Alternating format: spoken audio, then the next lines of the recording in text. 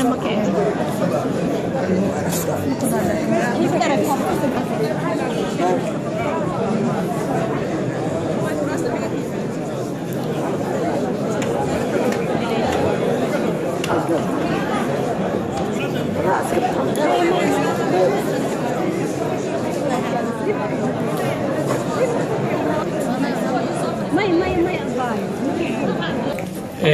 inta aanan bilaabin kulan galabeedka aynu ku soo dhaweynayno wafdiga madaxweynaha dowladda Puntland Professor Maxamed Ali Cabdiweli Maxamed Ali Gaas iyo wafdiga balaaran ee uu ka mid yahay wasiir Sheekh Xaaji Faarax agaasimayaasha xildhibaanada Yaasiin Cabdisaad iyo xildhibaanadii hore iyo xubnaha kale ee marti sharafta iyo hawlwadeenada ah inta aan hawlaha soo dhagal waxaan codsanayaa shaqadu inay yaraato fadhiguna uu samaado waa codsiga koobaad inta haddaan ka gudbo waxaan rabaa inaan si kooban idinku sardiyo taxanaha programka qaybihiisa hore marka ugu horeysa waxaan u mahadcelinayaa Allah samaha iyo ihsaanka badan inoo fududeeyay inaynu isugu nimaadno fursad caynkan oo kale iyo xaflad sidan oo kale u ballaaran sidoo kale waxaan u mahadcelinayaa marti sharafta oo ay ugu horeeyaan xubnaha martida inoo ah haddii aanu nahay guud ahaan ummadda Soomaaliyeed ee ku nool dalka kan Sweden gaar ahaan dadkeena ama Soomaalideena ku nool magaalada Gothenburg gobolka Västra Götaland inaynu si wada jira u soo dhawaaytay inaan xusno marti sharafta gaarka ah ee culimadu ka mid yihiin dhaqanka hooyaanka waxgaradka abwaanada dhalinyarada hooyooyinka dhammaantiin si kale oo magac u dhigo haddii aan heli karana waa ku dari lahaa idinkana dhammaantiin idinkoo magacyadaas idinku biyaan waad mahadsantihiin kasoo qaybgalka xafladatan quruxda badan saan warka u badan waxaan rabaa inaan sardiyo kow waxaynu ku bilaabi doonaa kulankeenaan ama is-aragan xafladan aan u qabanay madaxweynaha dowladda Puntland ra'iisul wasaaraha hore Soomaaliya iyo xubnaha la socdaba aayadaha Quraanka Kariimka isagoo Quraanku uu yahay wax lagu bilowdo waxa ugu qaalisan ugu khayrka badan aan siiyo marka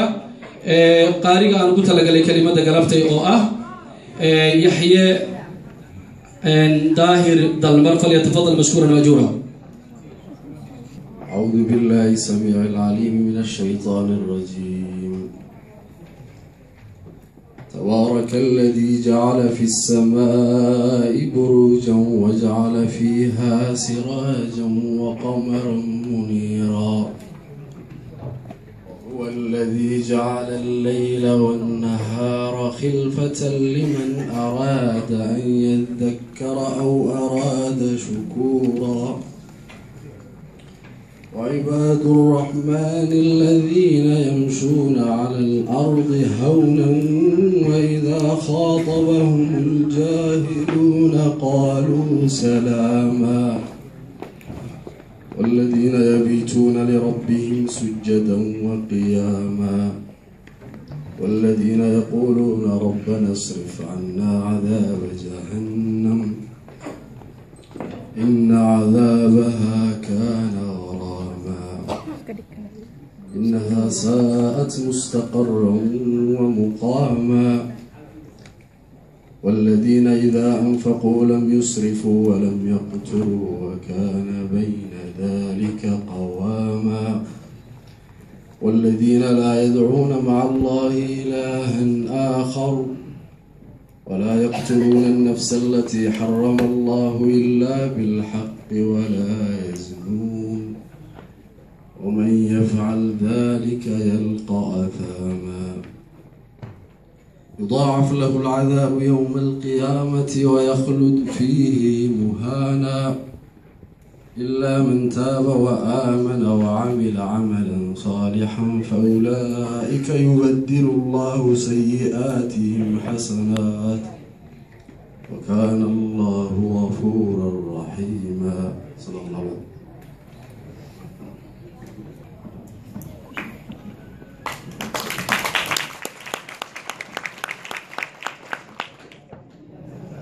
الحمد لله رب العالمين والصلاة والسلام على رسول الله وعلى آله وأصحابه أجمعين وبعد إلهي بمحمد إسكاله سبحانه وتعالى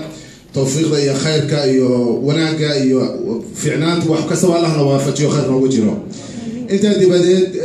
وحن مارتي مجاعي أنا وكهلا يا مجاع علماء مارتي اسكندنافيانكا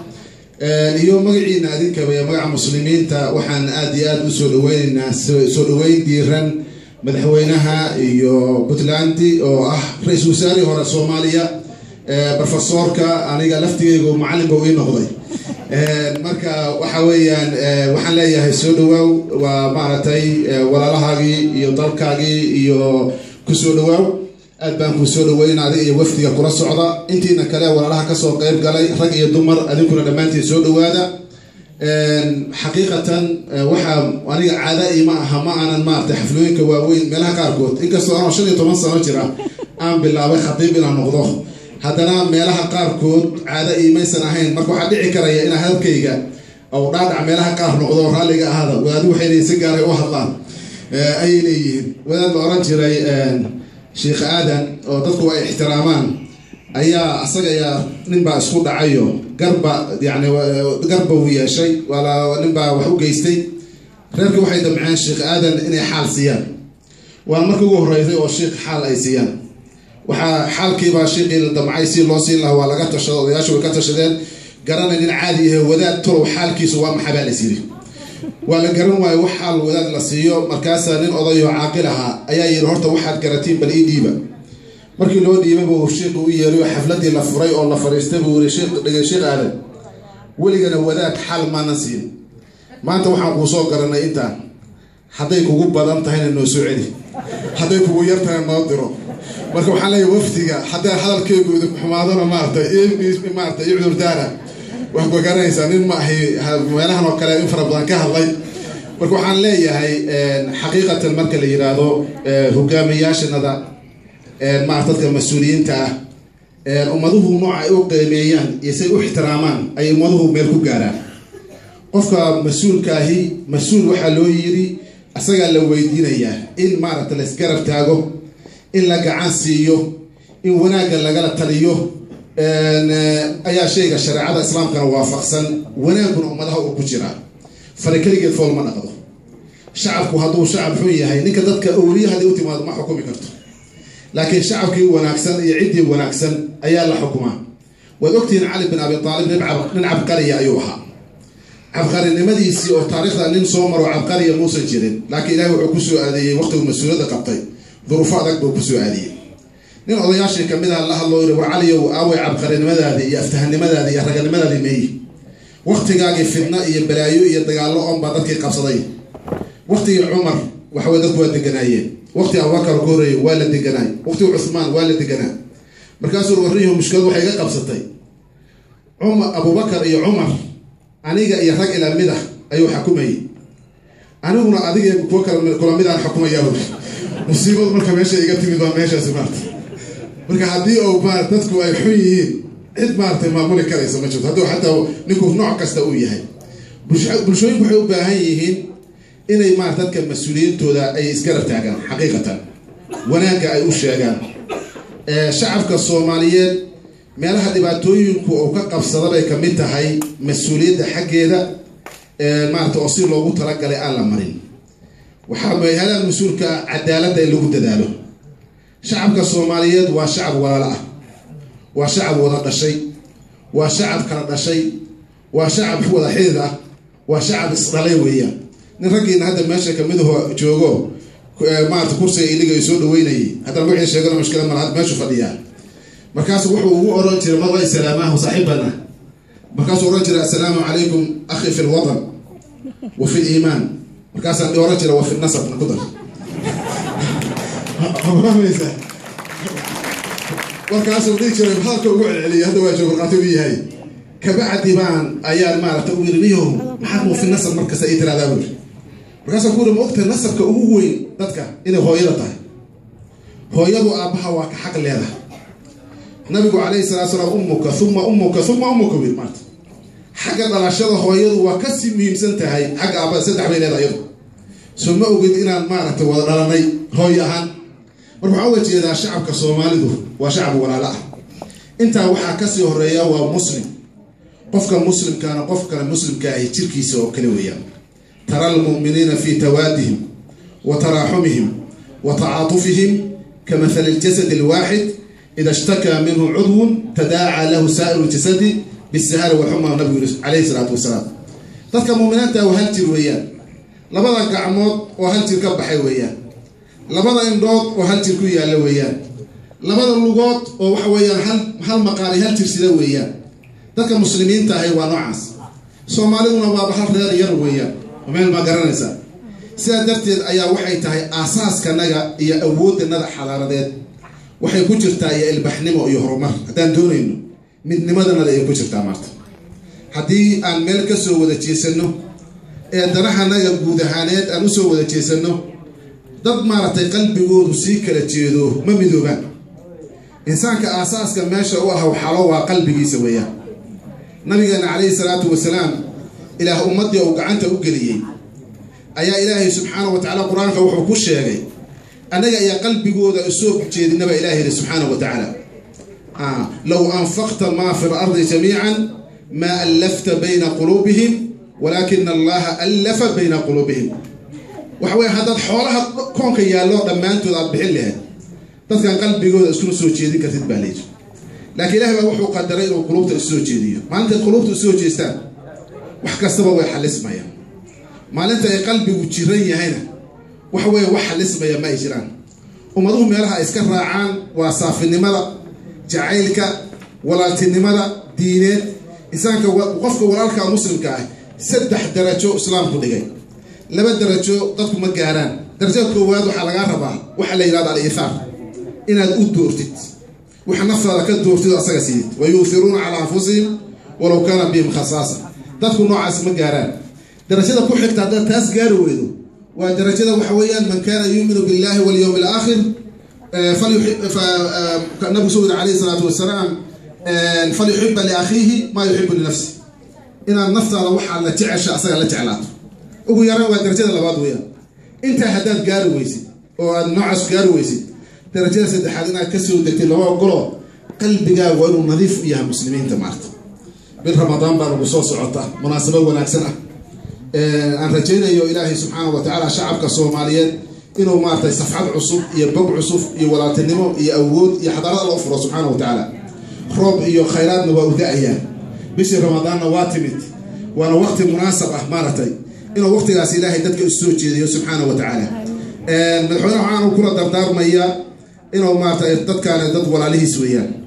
saad u jeedid adigana qurba joog baa tahay anaguna qurba joogana waad soo martay qurba waadna garanaysaa wadankanagii iyo dhulkanagii waxaa naga keenay duruufaha soo marnay cadaalad la'aanta ma garanaysaa duruufaha maartay dagaalada iyo dhibaatooyinka iyo musiibooyinka ku habsaday caruurtanadii waxa weeyaan waxay ku baaba'een dhulalka maartay odayaashii soo horeeyay ee wadanka soo degay afar daal ay ku soo kooban maanta noloshoodii markuu ninku gaboobo meesha uu tago afar daal diin la'aan dad la'aan yani dunya la'aan iyo ma garanaysaa waxa weeyaan waa dad la'aan iyo diin la'aan iyo duun la'aan iyo ma garanaysaa caafimaad xumaan la'aan ma garanaysaa la'aan intaas bay ma garanaysaa soo martay intaasi waxa weeyaan ummadu waxay looga duwan yihiin dowlado mesela leeyihiin